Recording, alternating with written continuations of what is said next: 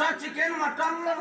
ଯାହା ତ ଛୁରୀରେ କାଟୁଛେ ଛୁରୀରେ କାଟି ଯାହା ପନିକି ମା ମାନଙ୍କର ଦରକାର ହଉନି ଠିଆ ହେଇକିରି ମା ମାନେ ଗ୍ୟାସରେ ଶାଳ ନାହିଁ କମାର ବାଲା ହାନ୍ତି ଆଉ କୋଉଠି ପଚିବା ରୋଷ ଘର କାହାକୁ କହୁଥିଲ ମା ଜାଣିଛ? ଯୋଉ ରୋଷ ଘରୁ ରସ ଝରେ ସେ ହଉଛି ରୋଷ ଘର। ଆଜିକାଲି କିଚେନରୁ ରସ ଅଛି ଗୋଟେ ହାତରେ ଠିଆ ହେଇକି ଚାଟୁଥିବେ ପୋଛି ଦଉଥିବେ ରୋଷେଇ ହଉଥିବ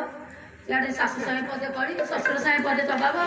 ରୋଷେଇ ହଉଥିବ ସେଇ ରୋଷେଇକି ଆପଣ ମାନେ ଖାଇଲେ ଗ୍ୟାସ ଗ୍ୟାଷ୍ଟ୍ରିକ୍ ବାହାରିଲା। ଦିଦି ୟା ସ୍ତ୍ରୀ ହାଣ୍ଡିରୁ ଖାଉଛି ଇଏ ଖାଇସାରିଲା ପରେ ଇଏ ଖାଉଛି ତା ବେଲାକୁ ମାଜୁଛି ତା ଗୋଡା କଳିଯୁଗ ପୁରା ସାର୍ କଳିଯୁଗ ଏ କଳିଯୁଗ ତେଣୁ ଆମେ ଗୁରୁ ଲେଖିଦେଲେ ଏଇଟା କଳିଯୁଗ ଆଜ୍ଞା କହିଲେ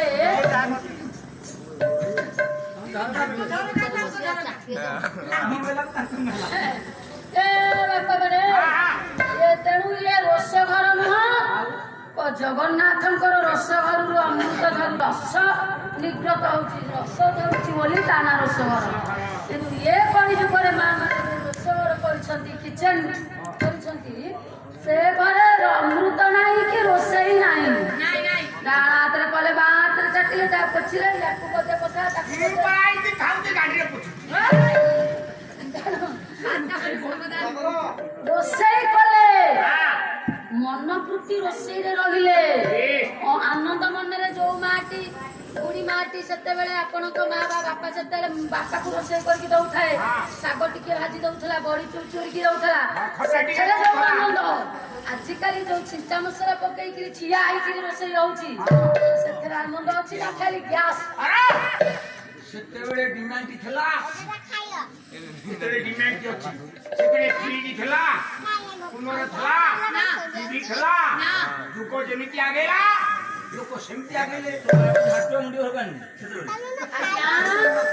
ତେଣୁ ଜଗନ୍ନାଥଙ୍କର ମା ମାନେ ଦିଆସିଲିର ହଉ ଲାଇଟର ଲଗେଇକିରି ଆମର ଗ୍ୟାସ ଲଗଉଛନ୍ତି। ରୋଷ ଘର ଭଗବାନଙ୍କର ରୋଷ ଘରେ ଲାଇଟର ନାହିଁ ଅଖଣ୍ଡ ଜଳୁଛି ଦିନ ଆଉ ରାତି 24 ଘଣ୍ଟା ଜଗନ୍ନାଥଙ୍କ ମନ୍ଦିର ଭିତରେ ଆପଣ ମାନେ ଜାଣିଥିବେ ସେ ଅଖଣ୍ଡକୁ ଜାଳିବା ପାଇଁ ମଧ୍ୟ ସ୍ୱତନ୍ତ୍ର ଲୋକ ଅଛନ୍ତି ପଣ୍ଡା ମାନେ ସେଥିପାଇଁ ଉପଯୋଗ ଅଛନ୍ତି। ଅଖଣ୍ଡ ଦୁଇ ପଟେ ଦୁଇଟା ଜଳୁଛି ଦିନ ରାତି 24 ଘଣ୍ଟା ସେ ଲିଖିବନି ସେଇ ଅଖଣ୍ଡରୁ ଅଗ୍ନି ଯିବ ସେଠି ହୋମ ହବ ଯଜ୍ଞ ହବ ରୋଷ ଘର ଭିତରେ ସେ ଯଜ୍ଞରୁ ଯୋଉ ନିଆଁ ଟିକିଏ ବାହାରିବ ସେଇଥିରେ ମହାପ୍ରଭୁଙ୍କର 60 କୋଠି ରନ୍ଧା ବଢା ଏବେ ହେବ।